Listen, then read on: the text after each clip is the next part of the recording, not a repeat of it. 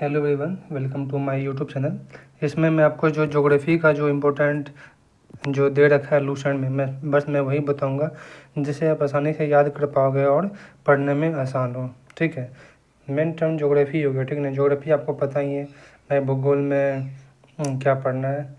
चलिए स्टार्ट करते हैं। ये हमारा जो ज्योग्राफी शब्द है, ये ज्योग्राफी जो शब्द है किसने दिया था? इराटोस्थेनीज ने दिया था।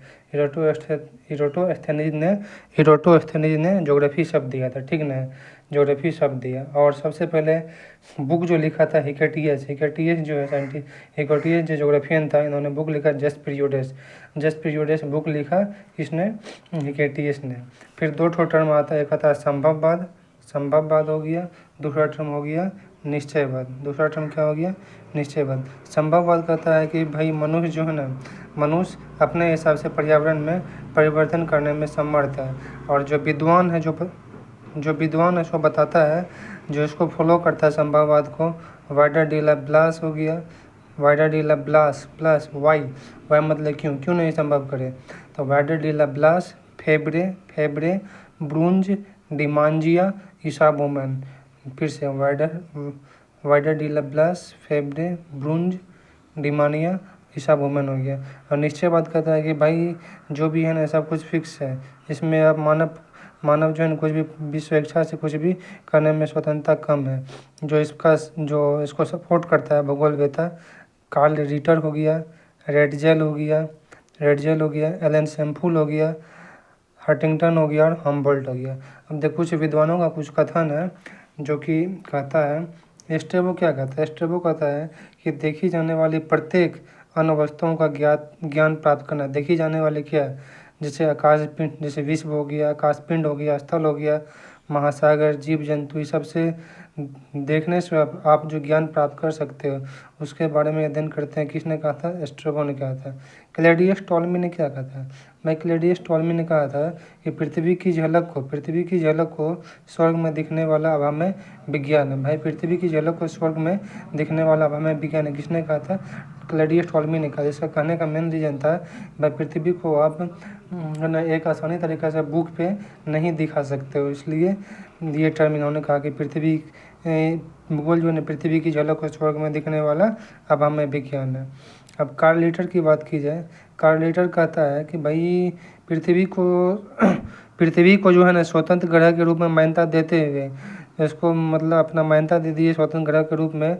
जो भी उसका समस्त लक्षण है, घटना है और उससे अंतर संबंधित जो भी है उसका अध्ययन प्राप्त करना ही ज्योग्राफी कहलाता है। किसने कहा था? कार्ल लीटर ने कहा था। ठीक ना। आर्थर होम्स ने क्या कहा था? ज्योग्राफी का क्या डिफिनेशन दिया था? आर्थर होम्स ने कहा था कि भाई भूगोल में पृथ्वी को भाग के अध्ययन किया जाता है जो मानव के रहने का स्थान है, जहाँ पे मानव रहता है बस उसी के बारे में स्टडी करेंगे। किसने कहा था? आर्थर होम्स ने कहा था। देखिए कुछ टर्म आपको याद रखिए। जैसे देखिए सबसे पहले सौरमंडल है।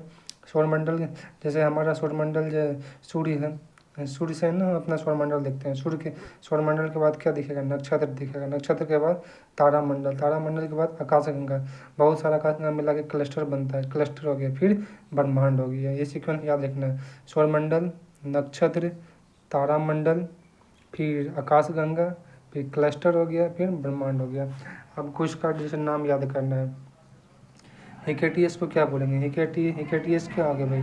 हिकेटियस जो है ना, हिकेटियस भूगोल का जनक हो गया। भूगोल का जनक हिकेटियस, क्योंकि सबसे पहले देखिए इन्होंने बुक लिखा था हिकेटियस जस्ट पीरियोडस बुक लिखा था सबसे पहले, इसलिए हिकेटियस को भूगोल का पिता कहते हैं। अब देख हम्बोल्ट की बात कीजिए। हम्बोल्ट जो ने बुक लिखा कॉस्मोस बुक लिखा हम्बोल्ट अलेक्जेंडर वन हम्बोल्ट जो है बुक लिखा कॉस्मोस। इसको आधुनिक भूगोल या वर्तमान भूगोल का पिता किसको बोलते हैं? अलेक्जेंडर वन हम्बोल्ट को बोलते हैं। फिर इराटोस्थेनीज की बात कीजिए जिसको व्यवस्थित तरीके से इन्होंने जो बताया था। किस इराटोस्थेनीज इसलिए इसको व्यवस्थित भूगोल का जनक कहते हैं इराटोस्थेनीज को। पॉलीडोनियम, पी से फिजिक्स भी होता है, फिजिकल भी होता है, पी से पॉलीडोनियम भी होता है।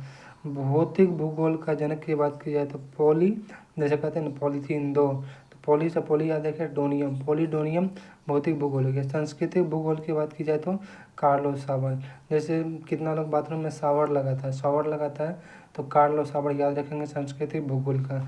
अभी कल्चर चला कि भाई साहब सब शावर लगाता है तो सांस्कृतिक भूगोल का कार्लो सावर हो गया।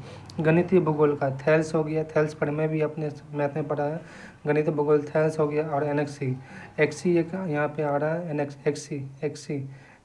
एक्सी से एनेक्सी, तो थेल्स और एनेक्सीमेंडर हो गया।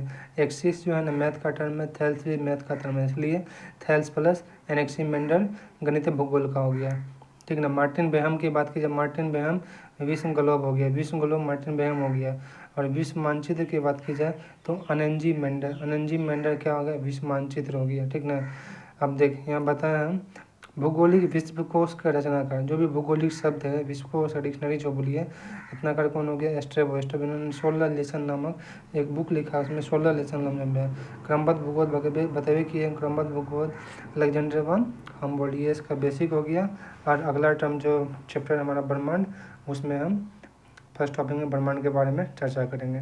ठीक है। यदि आपको लगा कि आपको समझ में आया, यूजफुल है, तो प्लीज़ लाइक सब्सक्राइब शेयर, जिससे मैं ज्योग्राफी का बहुत ही आसानी तरीक़ा से आपको समझाते हुए लेक्चर बनाता हूँ। धन्यवाद, थैंक यू।